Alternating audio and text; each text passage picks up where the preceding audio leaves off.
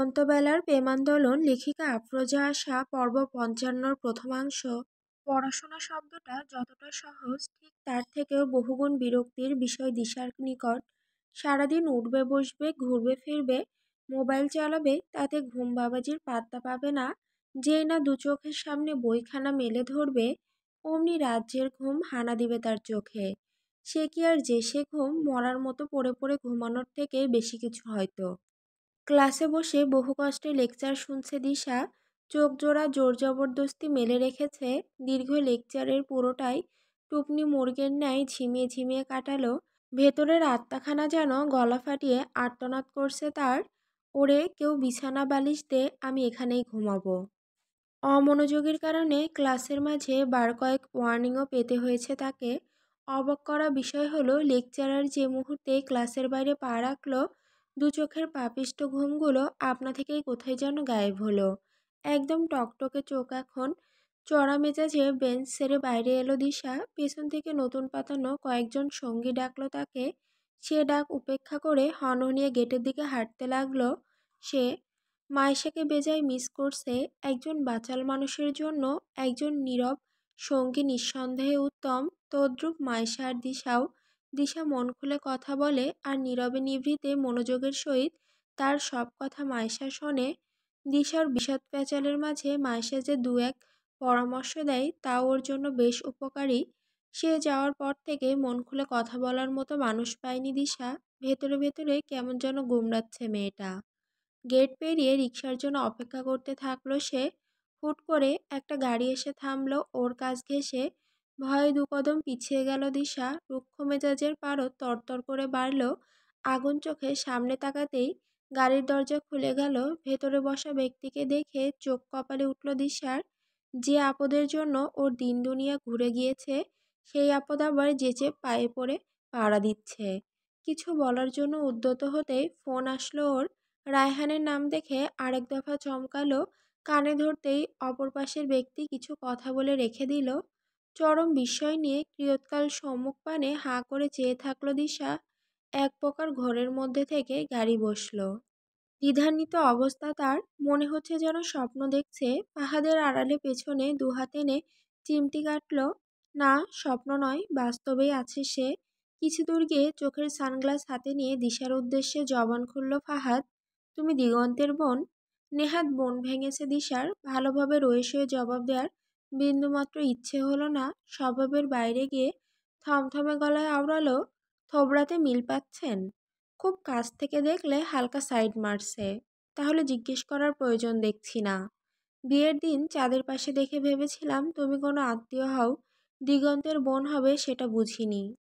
ললাটে ভাঁজ পড়ল দিশার। ঘাড় বাঁকিয়ে শুধালো, চাঁদ? থতমত খেলো ফাহাদ। কথার প্রেক্ষিতে ভুল করে বলে ফেলেছে। গলা খাকড়ি দিয়ে বলল, নাথিং। ফাহাদ কথা এড়িয়ে গেলেও দিশার যা বোঝার ঠিকই বুঝেছে। মক্ষম সুযোগ পেয়েছে মনের বিষ কিছুটা উগলে দেওয়ার। একদম হাতছাড়া করবে না। কটাক্ষপূর্ণ বুলি আওড়ালো, মনে একজন, মস্তিষ্কে আরেকজন, চোখ দেখে আরেকজনকে, হাতে হাত থাকে আরেকজনের সাথে, মুখ প্রশংসা করে আবার আরেকজনের। এইসব ছেলেরা খাঁটি রত্নের সন্ধানে শেষমেশ কয়লার খনিতে মুখ থুবড়ে পড়ে। ফাহাদ তীক্ষ্ণ দৃষ্টিতে দিশাকে এক পলক দেখল। মেয়েকে হাসলো দিশা। চটপটে গলায় বলল, ভাইয়া, ভাইয়ার কথা বলছি। আমার ভাই আবার লাখে একটা ওইসব বেহুদা ছেলেদের মতো না। একবেলাকে ভালোবেসেছে, ওকেই বিয়ে করেছে। What rubbish! সে কি, আপনি রেগে যাচ্ছেন কেন? ভাববেন না যেন আপনাকে বলেছি গাছেরও খাই তলারও কুড়াই ওসব ছেলেদের মিন করেছি। ওসব ছাগলের উচিত আমার ভাইয়ের পা ধোয়া পানি খাওয়া। খ্যাক খ্যাক করে হাসল দিশা। সেই শব্দটা ফাহাদের মনে হলো কেউ ওর গালে ব্যাঘ্র একটা থাবড়া দিয়েছে মাত্র। শক্ত চোয়ালে দিশার আড়ালে বিড়বিড়িয়ে আওড়ালো সে।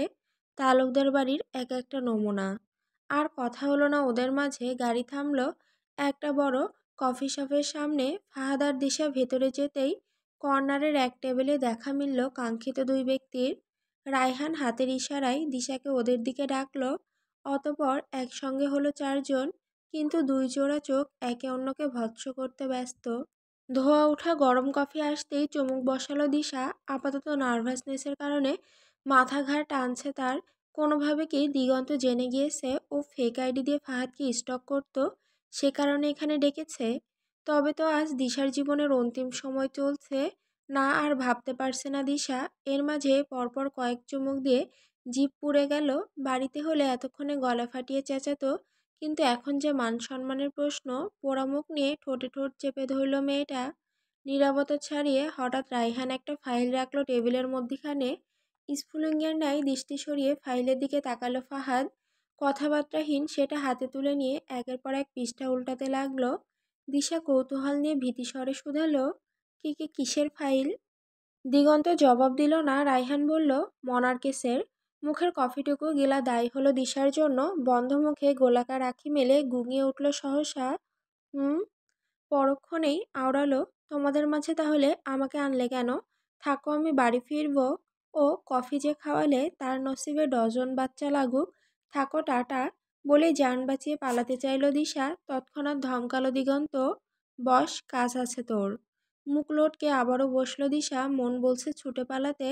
পাশে নির্বিকার ভঙ্গিতে পাটা উল্টাতে থাকা পুরুষটার জন্য কেমন অস্থির অস্থির লাগছে ওর। হাত পায়ের ঘাম ছুটছে। কথায় আছে, চোরের মন পুলিশ পুলিশ। দিশার অবস্থা এখন সেরকম। ভয়ে আতঙ্কে মরিমরি অবস্থা তার। এই না কেউ ধরে ফেলে, ফাহাদকেও এতদিন ডিস্টার্ব করেছে, তাহলেই হলো। যদিও ও সব কিছু ডিলেট দিয়েছে, তাও অজানা আতঙ্কে মুড়ে আছে অন্তঃস্থল।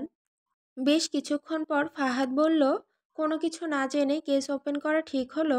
ডায়েরি ছাড়া সেদিনের কোনো কিছুই হাতে নেই, না আছে ছেলে দুটোর খোঁজ। সহসা দিগন্তের কটাক্ষ মিশ্রিত কণ্ঠস্বর পাওয়া গেল, তোর কমিশনার বাপের দাপটে তো বাঁচিস না, কাজে লাগা এখন। কমিশনার বলেই তোর বাপের মতো যেখানে সেখানে মুখ দিয়ে বেড়াই না। জায়গা মতো আঘাত পড়ায় রাগে ফেটে পড়ল দিগন্ত। হাত শক্ত করে মুষ্টিবদ্ধ করে ফাহাদের মুখ বরাবর পাঞ্চ মারল। সহসা ঘাড় বাঁকিয়ে নিল ফাহাদ। ঠোঁটের কোণ ফেটে আসা কিঞ্চিত রক্তটা বুড়ো আঙুলের ডগা দিয়ে মুছতে মুছতে বিকৃত হাসল। সেকেন্ড কয়েকের মাঝে দিগন্তের দিকে তেড়ে গিয়ে ওর শার্টের কলার চেপে ধরল। শক্তপোক্ত হাতখানা যেই না দিগন্তের মুখে আঘাত হানতে যাবে, অমনি চেঁচিয়ে উঠল দিশা। ওর বিকট চিৎকার শুনে সরে এলো ফাহাদ। ক্ষণিকের জন্য দুজনেই ভুলে বসেছিল দিশার কথা। দিগন্ত চোখ মুখ কুঁচকে নিয়ে চুই শব্দ তুলল। দুপাশে না বোধক মাথা নাড়িয়ে রায়হান বলে উঠল, খোঁচাখুচি বাদ দিয়ে কাজের কথায় আসবি তোরা। মেইন কাজ সেরে আগে আমাকে আর দিশাকে ছাড়, তারপর যত ইচ্ছা মারামারি কাটাকাটি করিস। বহু দূরে, মন মেজাজ খুব খারাপ, ভালো লাগছে না কিছু। ফোঁস করে দম সারল দিগন্ত। চোখে মুখে একরাশ বিস্ময় নিয়ে তাকিয়ে থাকা দিশার দিকে চেয়ে বলল, কাল থেকে আমাদের স্টুডিওতে যাবি।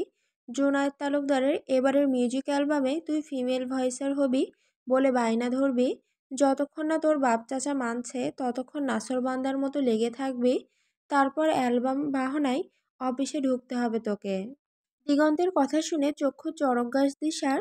গলায় সুরের স্বও নেই, সে নাকি গাইবে গান। মহা আশ্চর্যের কথা। অস্ফুট স্বরে উচ্চারণ করল, আমি? জোনায়েদ তালুকদারের কাছে ভিডিও ক্লিপ আছে, সেটা এনে দিবি আমাদের। সে কাজ এমনিও পারবো, কিন্তু গান গাইবো মানে? আমাকে কবে গান গাইতে দেখেছ? গলায় সুর তো কসমিক আলো ছিল না।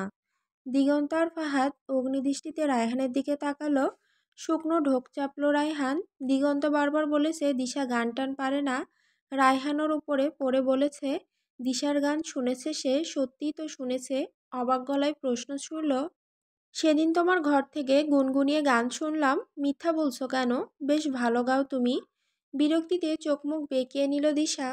জিভের ডগায় অজস্র গালি ঘুরলেও আপাতত সেসব উচ্চারণ করার সাহস নেই। কোনো মতে বলল, ধুর, আমি না, ওটা মাইশা ছিল বোধহয়।